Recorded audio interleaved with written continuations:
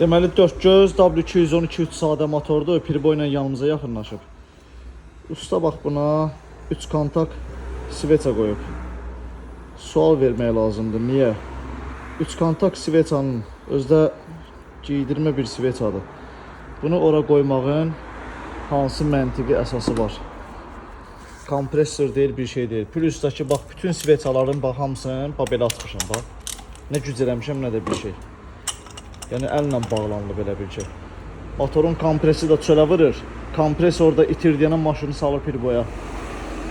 Həm sveçanı düzgün seçmək lazımdır. Bunlara bir kontak sadə gedir. Həm də ki normal gücdə sıxıb maşını təhvil vermək lazımdır. Bu maşının başqa problemi yoxdur. Öz normativinə uyğun sveça qoyulacaq, normal sıxılıb təhvil veriləcək. Heç bir pirboyluqda qalan deyil inşallah. Xodda maşına heç bir pirboyluq yoxdur, sürülüb gəlilib.